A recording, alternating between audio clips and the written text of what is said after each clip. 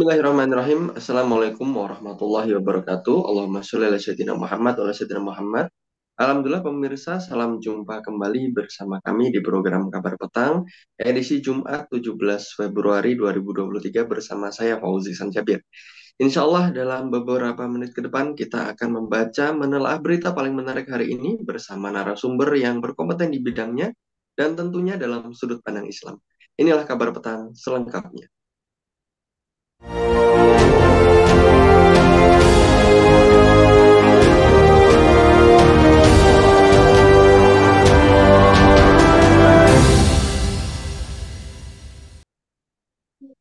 Sejarah Isra Mi'raj perlu dipahami oleh setiap muslim. Pasalnya, peristiwa bersejarah ini adalah perjalanan di mana Nabi Muhammad SAW menerima perintah salat 5 waktu.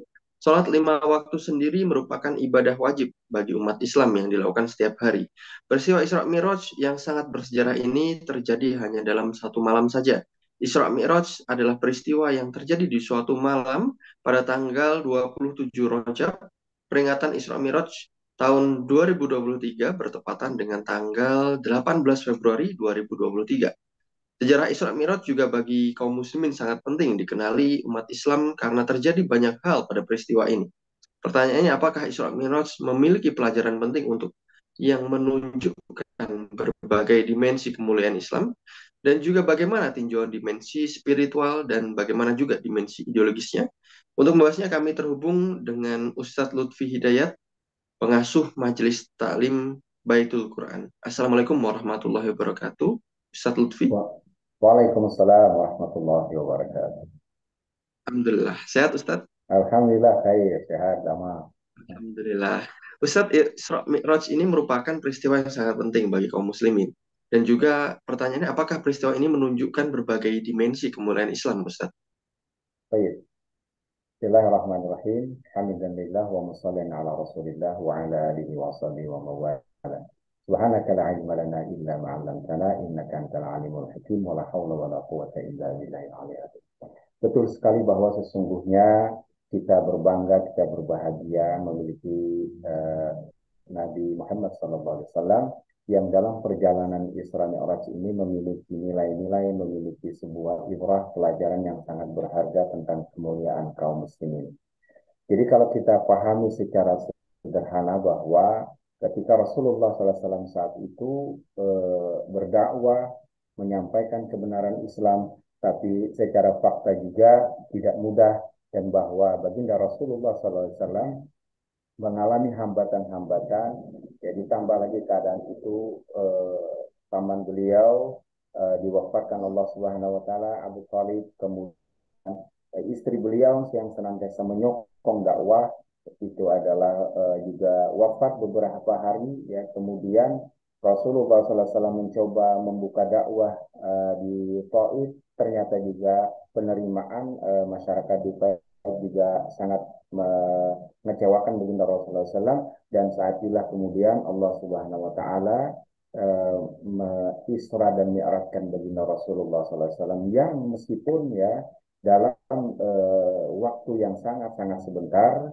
karena ini merupakan mukjizat, ya juga ini merupakan sebuah kekuasaan Allah Subhanahu Wa Taala, linuriyahu min ayatihi, Allah memperlihatkan bagaimana tanda-tanda kekuasaan Allah Subhanahu Wa Taala, sehingga begitu banyak pelajaran, begitu banyak dimensi yang bisa kita ajarkan ibrah bagi kaum muslimin sepanjang zaman.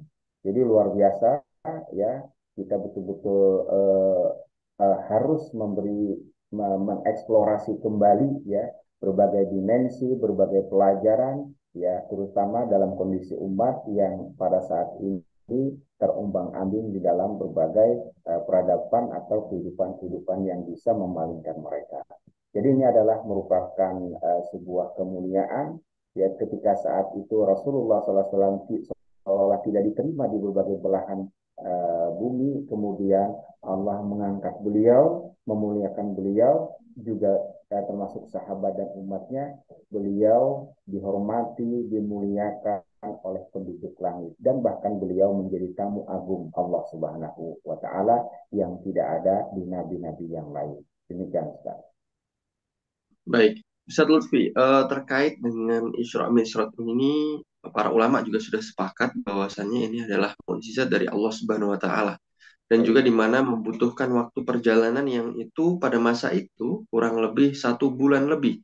Dan baik, ditempuh hanya dalam waktu 1 malam. Bagaimana sebenarnya dimensi spiritual pada peristiwa ini, Ustaz Lutfi? baik. Allah Subhanahu wa taala berfirman untuk menjelaskan bagaimana peristiwa Isra Mi'raj ini. Isra ini terdapat di dalam Al-Qur'an dan bagaimana perjalanan Mi'raj Rasulullah SAW itu di dalam hadis-hadis sahih. A'udzu billahi minasyaitonir rajim. Bismillahirrahmanirrahim. Subhanalladzi asra bi'abdihi lailan minal masjidil haram ilal masjidil aqsa alladzi barakna haulahu linuriyahu min ayatihi innahu huwas samiul basir.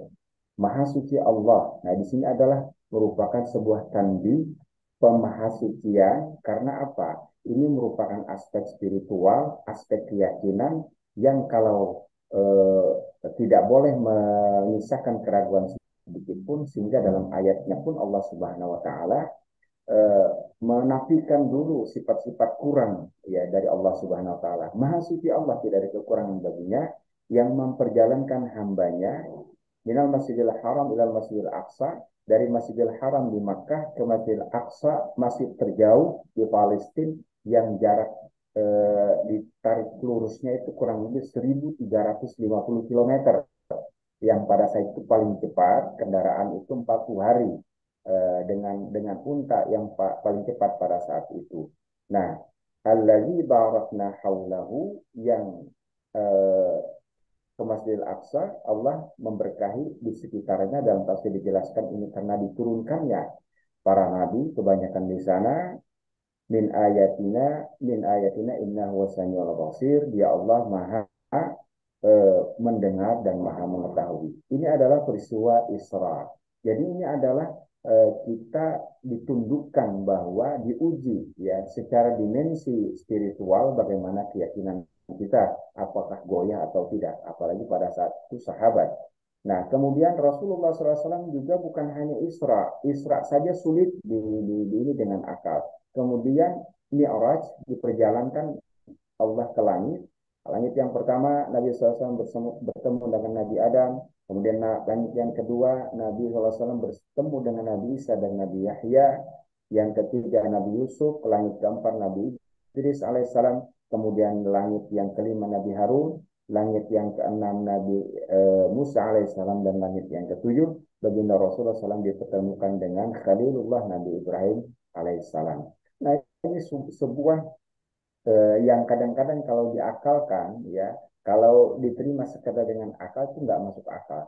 Nah, inilah ujian spiritual, sehingga betul-betul pada kesempatan kali ini kita refresh lagi keimanan kita bagi seorang mukmin yang ketika dia diperingatkan akan perjalanan baginda Rasulullah SAW, yang bahkan ke Baitul Ma'mur, kemudian ke Sidratul Muntaha, diperlihatkan baginda Rasulullah surga dan neraka. Nah, ini merupakan sebuah mukjizat, sebuah kebesaran Allah Subhanahu wa taala yang diberikan sedikit saja kepada makhluknya yang mulia. Oleh sebab itu kita diingatkan misalnya tentang keimanan ini bahwa jangan pernah ragu sedikit pun.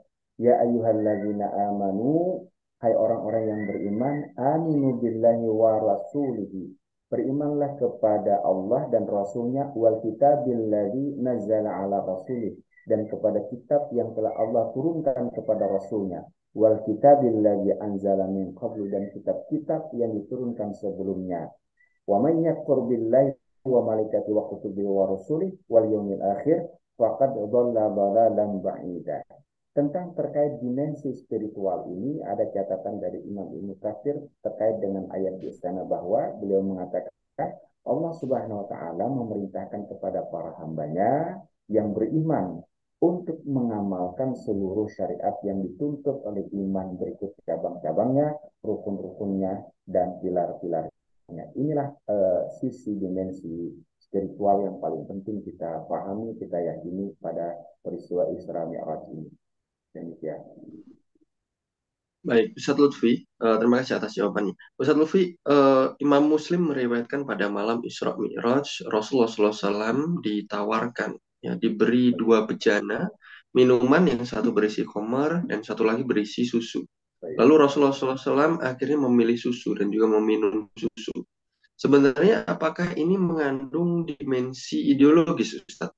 Dan juga bagaimana penjelasan Ustadz atas hal tersebut, Ustadz? baik.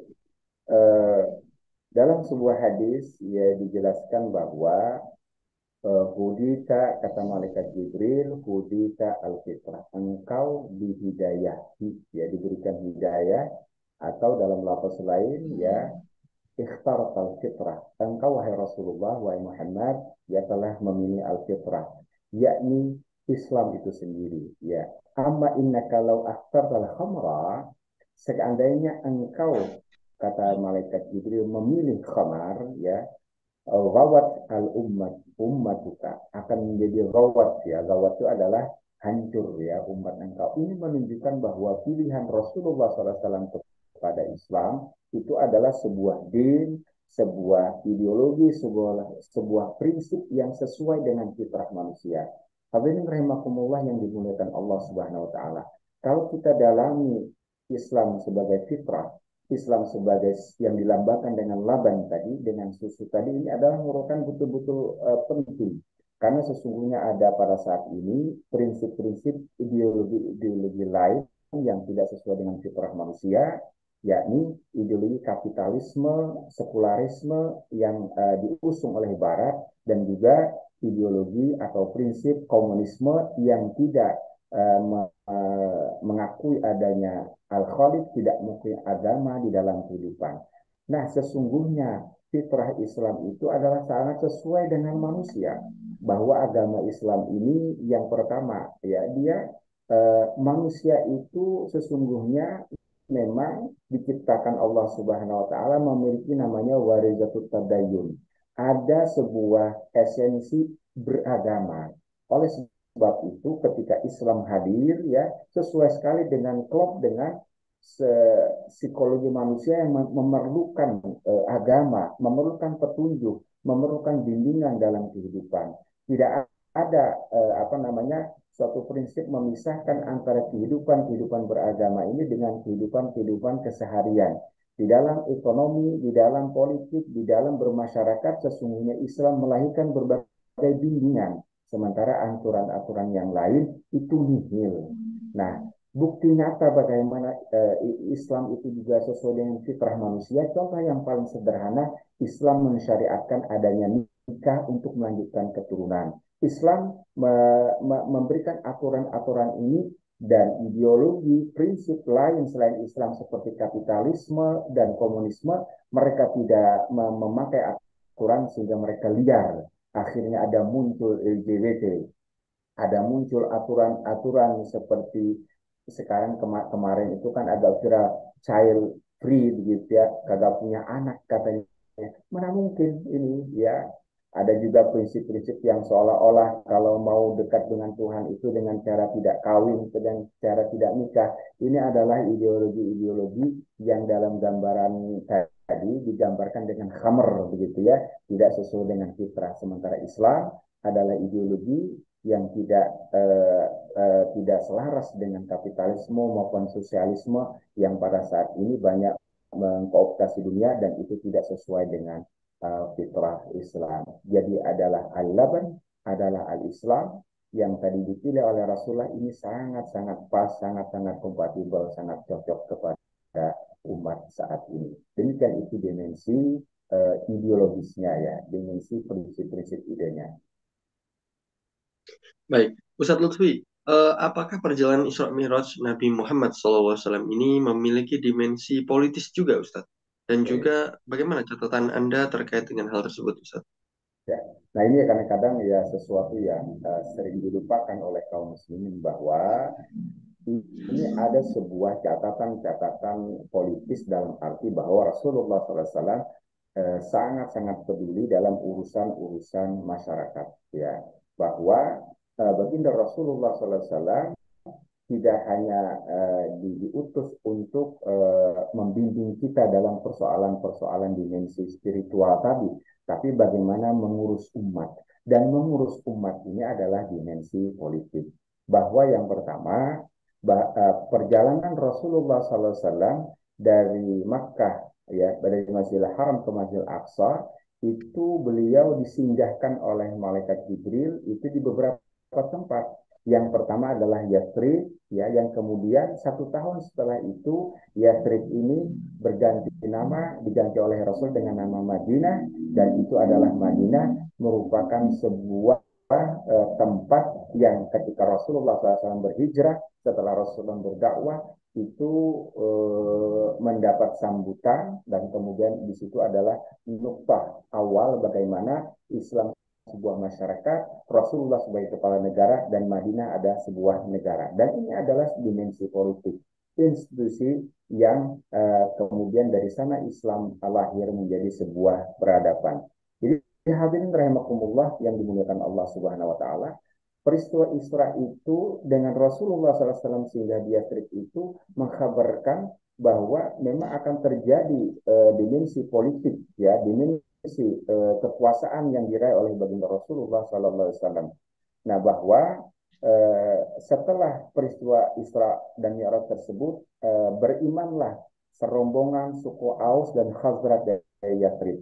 Mereka kemudian berbaiat kepada Rasulullah di Aqabah, dan setahun kemudian Rasulullah SAW diberikan nusrah, diberikan pertolongan oleh Allah oleh kaum muslimin di Madinah, dan saat itulah baginda Rasulullah SAW menjadi kepala negara, menjadi pemimpin yang mengatur urusan seluruh kaum muslimin, baik dimensi spiritual maupun dimensi politik di dalam kehidupan masyarakat. Rasulullah SAW mengatur masalah-masalah ekonomi, Rasulullah SAW mengatur masalah politik dalam negeri, Rasulullah SAW memberikan utusan-utusan kepada negeri kepada raja-raja di sekitar Madinah, dan betul-betul Rasulullah SAW layaknya kepala negara pada saat ini. Dan yang kedua, pada peristiwa Isra Mi'raj tersebut, Rasulullah SAW 2 rakaat memimpin sholat seluruh para nabi. Nah, ini juga mengindikasikan ada semacam SK pergantian kepemimpinan, begitu ya, bahwa nabi-nabi sebelum baginda Rasulullah SAW itu menyerahkan tampuk kepemimpinan dunia ini kepada baginda Rasulullah SAW, yang tadinya itu adalah nabi ini, dan kepemimpinan dunia itu kan di tangan Bani Israel. Dalam hadis dikatakan kanat Banu Israel kasusumul anbiya, ya, adalah sebelumnya itu adalah nabi. Nabi itu, ya, kepemimpinan saya susu kepemimpinan politik dunia itu adalah oleh para nabi-nabi Bani Israel. Nah, kemudian wasatakunu la nabiyya ba'di, kata Rasulullah, ya, kemudian tidak ada nabi, ya, selain itu, kemudian akan ada kekhalifahan. Nah, ini adalah semacam apa tadi, ya, serah terima jabatan kepemimpinan dunia, ya, dan itu adalah diindikasikan dengan para nabi tersebut menjadi makmum, dan baginda Rasulullah SAW memimpin, yaitu artinya baginda Rasulullah SAW dipersiapkan Allah untuk memimpin peradaban dunia. Ini adalah dimensi politik, saya kira, yang penting sekali untuk kita pahami. Demikian, Ustaz. Baik, Ustadz Lutfi, jika berbicara terkait dengan memimpin peradaban dunia, sebenarnya apakah kaum muslim ini layak untuk memimpin peradaban dunia ini, Ustadz? Dan Ya, juga bagaimana caranya membangun peradaban Islam yang agung dan mulia ke depan, Ustadz? betul. Eh, Bagaimana kita membuktikan kepada dunia, kepada masyarakat, bahwa kaum muslimin itu layak memimpin dunia? Yang paling pertama, bahwa eh, Islam itu memiliki, pertama kita lihat adalah sejarah, ya. Sejarah bagaimana Islam memimpin dunia itu luar biasa. Ya, sejarah kegemilangan Islam memberikan rahmatan lil alamin kepada berbagai penjuru dunia lebih dari 1.300 tahun. Bahkan ini juga diakui oleh bukan hanya orang Muslim, ya, bahkan Andalusia, ya, kemudian berbagai pendidikan-pendidikan di beberapa Eropa, kemudian di Mesir dan sebagainya, itu maju dengan adanya peradaban Islam. Nah, kemudian peradaban tersebut diruntuhkan oleh orang-orang yang benci kepada Islam, ya, pada tanggal 3 Maret 1924. Itu bertepatan juga dengan bulan Rajab, begitu ya. Nah, Jadi bukti sejarah ini sesungguhnya tidak bisa kita ingkari begitu. Siapapun dia yang memiliki apa mata hati akan melihat bagaimana kelayakan Islam ini memimpin peradaban. Kita kita lihat bagaimana sekarang kapitalisme yang beberapa yang lalu ya sosialisme juga bersaing di dalam ingin memimpin peradaban dunia. Tapi ternyata fakta menunjukkan bahwa ya eh, eh, dari kurang lebih 8 miliar ya penduduk dunia itu dalam data mengatakan hampir 2 miliarnya itu stres ya dipimpin oleh peradaban yang begitu apa memang megah dari sisi apa dari sisi pengetahuan atau teknologi tapi sesungguhnya berbagai kezaliman berbagai pengurasan terhadap sumber daya alam ya kadang-kadang kesenjangan antara kaya dan miskin dari peradaban kapitalisme itu semakin terlihat ya berbagai ketidakadilan terjadi di mana-mana bahkan bumi juga tidak rela begitu ya berbagai bencana ya banjir kemudian gempa bumi dan lain sebagainya itu terjadi di mana-mana. Nah ini juga menunjukkan bahwa ketidaklayakan ya kapitalisme sekarang ini memimpin atau mengarahkan peradaban dunia. Dan yang paling penting adalah Islam tetap memiliki sebuah sumber peradaban, Al-Quran dan Sunnah, serta hukum-hukum yang digali dari Al-Quran dan Sunnah tersebut. Inilah sesungguhnya yang menjadi bukti otentik, ya modal paling besar, paling dasar bagi kaum muslimin untuk memimpin peradaban tadi. Contoh yang sederhana lagi-lagi saya membandingkan antara bagaimana hanya Islam yang memiliki aturan yang rinci dan jelas tentang masalah an-nizamul ijtimai, hubungan antara laki-laki dan perempuan. Ya, betul-betul menjaga iffah, menjaga derajat kemuliaan perempuan dengan menempatkan perempuan pada posisi yang fitrah. Demikian juga laki-laki. Ya, nah, tidak seperti peradaban sampah saat ini yang menjadikan ide-ide yang tidak sesuai dengan fitrah. Ada ide LGBT lah, kemudian ada ide apa kebebasan yang kayak kemarin itu naudzubillah ya. Setelah ekspos beberapa minta dispensasi untuk menikah usia remaja, ternyata di beberapa daerah di negeri ini kan ada muncul laporan, naudzubillah ya banyak sekali masyarakat atau apa remaja kita yang ternyata jatuh kepada perzinahan. Naudzubillah, cuma naudzubillah. Dan ini kan bukan oleh Islam. Ya justru hancurnya peradaban tatanan sosial kemasyarakatan ini adalah karena peradaban kapitalisme yang memisahkan antara aturan-aturan Islam dalam kehidupan. Nah, kemudian pertanyaannya bagaimana tadi membangun peradaban tersebut? Rasulullah pun ternyata Masya Allah sudah mencontohkan, yakni dengan metode dakwah.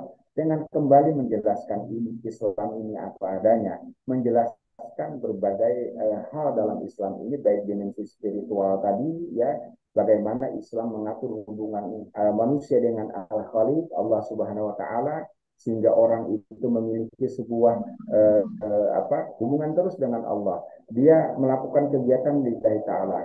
Dia melakukan berbagai kegiatan ada semacam senantiasa merasa diawasi oleh Allah Subhanahu wa taala. Ini kan bukan peradaban kapitalisme yang kadang-kadang orang itu lepas agamanya ketika dia berekonomi, ketika dia berpolitik dan lain sebagainya. Tapi Islam ya tidak demikian. Nah, hal-hal seperti ini harus kita jelaskan, kita dakwahkan kepada masyarakat. Nah, agar ya terhindar ya dari hal-hal yang menjadi rusaknya sebuah peradaban. Jadi yang pertama adalah dengan dakwah, dengan melakukan tasqif pembinaan secara intensif kepada kader-kader dakwah sebagaimana yang dicontohkan baginda Rasulullah SAW ketika membangun peradaban di Makkah dengan melakukan pembinaan para sahabat di rumah Arqam bin Abil Arqam. Terus dilakukan penekanan ya penguatan akidah sehingga betul-betul kokoh dengan sakofah Islam. Terus kemudian yang berikutnya Rasulullah tetap ya dalam langkah-langkah dakwah dengan menyebarkan ide-ide Islam tersebut ya ke masyarakat di sekitar Arab. Kemudian Rasulullah SAW ke Taif dan lain sebagainya. Bahkan Rasulullah SAW melakukan hijrah sebelum hijrah ke Madinah di beberapa tempat itu adalah metode Rasulullah SAW membangun peradaban ini dengan cara dakwah la madiyah, ya, bukan dengan cara kekerasan. Ya, kita memberikan apa keunggulan-keunggulan pemikiran Islam ini dan insya Allah ya betapapun kadang-kadang dakwah itu dihalangi di mana-mana, sebagaimana peristiwa Isra Mi'raj ini kan seolah-olah dakwah Rasul itu tidak ada peluang sama sekali, tapi ternyata Allah memberikan sebuah indikasi eh, bahwa sesungguhnya keberhasilan dakwah, keberhasilan daripada perjuangan itu hanya di tangan Allah Subhanahu wa taala. Nasrun minallah wa fathun qarib. Bahwa pertolongan itu hanya dari Allah Subhanahu wa taala dan kemenangan itu insya Allah sudah sangat dekat. Demikian Ustaz. Baik, syukron jazakallah khair kepada Ustadz Lutfi atas kesempatannya. Alhamdulillah pemirsa, semoga Anda mendapatkan banyak sekali manfaat dari program Kabar Petang kami. Sampai bertemu kembali di program yang sama di waktu yang sama. Jangan lupa subscribe, like, dan juga share sebanyak-banyaknya konten kami. Semoga mendapatkan manfaat dari konten kami. Akhirnya saya Fauzi Sanjabir bersama kru yang bertugas mohon undur diri. Wassalamualaikum warahmatullahi wabarakatuh.